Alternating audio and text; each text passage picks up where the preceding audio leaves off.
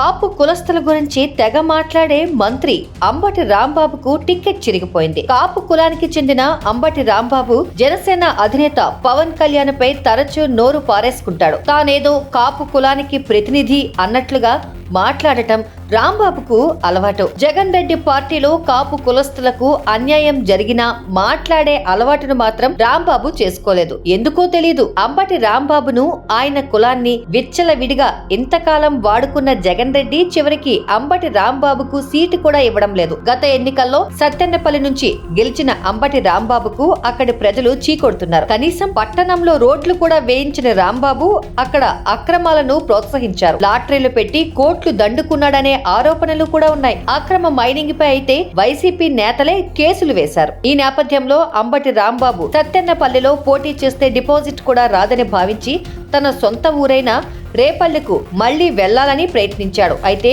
రేపల్లె మోపిదేవి వెంకటరమణ కబ్జాలో ఉంది. మోపిదేవి అంటే జగన్ కు జైలు మేట్. అందువల్ల ఆయనను కాదని రాంబాబుకు సీట్ ఇచ్చే పరిస్థితి లేదు. దాంతో అటుపోలేక సత్తెన్నపల్లిలో ఉండలేక కాపు కులస్తులతో కూడా చీ అనిపించుకుంటున్న అంబటి రాంబాబుకు ఇప్పుడు జగన్ రెడ్డి కోలుకోలేని షాక్ ఇచ్చారు. పొన్నూరు నుంచి అంబటి మురళి అనే నేతకు జగన్ రెడ్డి టికెట్ ప్రకటించారు. ఎవరి అంబటి మురళి? అంబటి రాయుడి తమ్ముడా? అంబటి రాంబాబు బంధువా అని చాలా మంది ఆరా తీశారు. చివరికి అంబటి రాంబాబు సోదరుడని తేలింది. దీంతో అందరూ రాంబాబు వైపు జాలిగా చూస్తున్నారు. ఎందుకంటే అంబటి మురళికి టికెట్ ఇవ్వాలంటే బలి చేయాల్సింది రాంబాబునే. మరి అన్నదమ్ములిద్దరికీ టికెట్ ఇచ్చే పరిస్థితి ఉండదు. సత్తెన్నపల్లి టికెట్ ను ఆళ్ల రామకృష్ణారెడ్డికి ఖరారు చేశారని వైసీపీ వర్గాలు చెబుతున్నాయి. ఈ హామీతోనే ఆయన వైసీపీలో తిరిగి చేరారని అంటున్నారు. మంగళగిరిలో బీసీ అభ్యర్థినే ఉంటారని అందుకే ఆళ్ల చెబుతున్నారు. గుంటూరు ఎంపీ లేదా సత్తెన్నపల్లి సీట్లలో ఒకటి తీసుకోవాలని జగన్ ఆఫర్ ఇచ్చారు.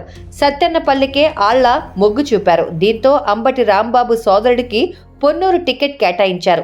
ఇప్పుడు అంబటి రాంబాబుకు సిగ్నల్స్ పంపుతున్నారు. అంబటి రాంబాబు తనదే టికెట్ అనుకుని పొద్దున్నే లేచి సత్తెన్నపల్లి వీధుల్లో డ్రామాలు ప్రారంభించారు. టీ కొట్టడం, టీ గ్లాసుల్లో టీ పోయడం, దోశలేయడం వంటి విన్యాసాలు చేస్తున్నారు. కానీ తొందర పడవద్దని ముందుగానే సంకేతాలు పంపారు. ఇక ఇప్పుడు రాంబాబు ఏం చేస్తారో చేయడానికి ఏం లేదు. అమర్నాథ్ లాగా తన తలరాతను జగన్ రెడ్డి రాస్తారని చెప్పినట్లు చేయడమే. మరే పార్టీలోనూ అలాంటి వారికి చోటు ఉండదు. జగన్ రెడ్డిని నమ్ముకొని సొంత కులాన్ని తిట్టిన రాంబాబును ఇప్పుడు కూరలో కరివేపాకులాగా తీసేసిన జగన్ రెడ్డి తన రెడ్డి కులానికి చెందిన ఆళ్ల రామకృష్ణారెడ్డికి మాత్రం సీట్ ఇచ్చేసుకుంటున్నారు. అంబటి రాంబాబు ఎపిసోడ్ చూసిన తర్వాత కాపు కులస్తులు జగన్ రెడ్డిని అనుసరిస్తారో వ్యతిరేకిస్తారో వేచి చూడాలి మరి.